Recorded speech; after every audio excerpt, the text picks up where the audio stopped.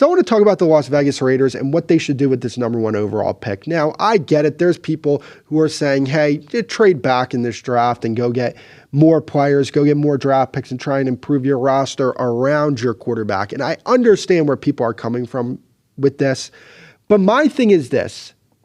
Are you going to get the type of haul that you would expect if you trade back? Because if you're trading back, you're telling teams, yes, we need a quarterback, and we don't think Fernando Mendoza is the guy that's going to do it for us.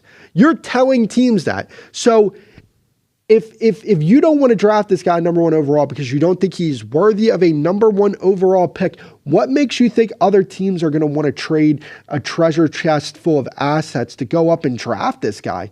I think Fernando Mendoza is going to be a good NFL quarterback. I think, like, when I look at him, I look at, a Jared Goff plus, right? And that's not a bad thing. Like, if you draft Jared Goff as your quarterback, #1 overall, like, yeah, it's not like drafting Mahomes or Lamar Jackson. You're not getting that type of player, but you're getting a really good quarterback who's going to be able to operate your offense, who's going to be in command for an extended period of time, who's going to be able to win you football games. It's not a bad thing. But when I look at Mendoza, I think that Mendoza has more than what a Jared Goff has when it comes to his ability to use his legs.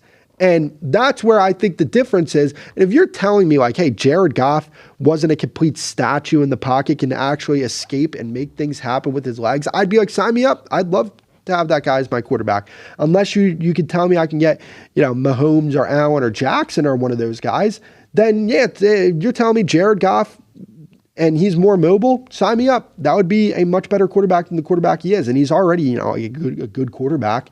So to me, like, I don't even think that this draft, when you look at the players outside of the quarterback position, I don't think you look at them and say, yeah, there's a Myles Garrett here, where you can pass up on quarterbacks because this guy is such an outstanding prospect. I don't think that that's there in this draft.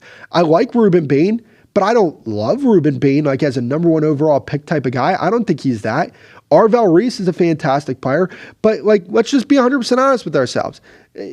The alternative, like if you don't draft Mendoza #1 overall, you're going to go with Arvell Reese as the #1 overall pick, a guy who we're not 100% sure what his position is going to be in the NFL, or you go with Ruben Bain, who, yes, Ruben Bain's a fantastic player, but does he have his warts when it comes to, arm length, which is something that, like, if I'm drafting a defensive end #1 overall, I need to make sure that everything checks out when it comes to measurables, when it comes to tape, when it comes to all of that. I need to make sure that that checks out.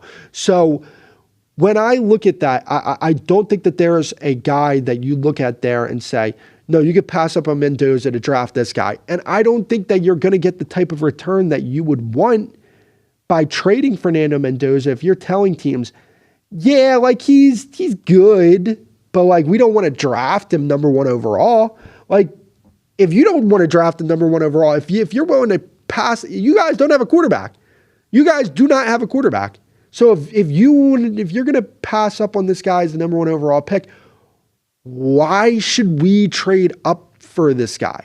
Why should we give you guys a treasure chest full of assets to trade up for this guy?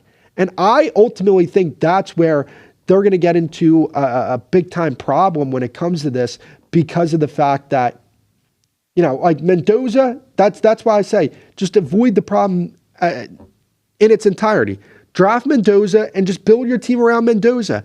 This is a guy that I think could be a very good player for you if you build the proper team around him. So that's why I'm looking at this pick, and I think it's such an easy pick. You go draft Fernando Mendoza. He was a big reason why the Indiana Hoosiers were as good as they were this year, and the main reason why they won a national championship this year. This guy's capable of winning games. That this guy can operate an offense at a very high level. I think that this is a no-brainer. Just take Fernando Mendoza and just move on with your life.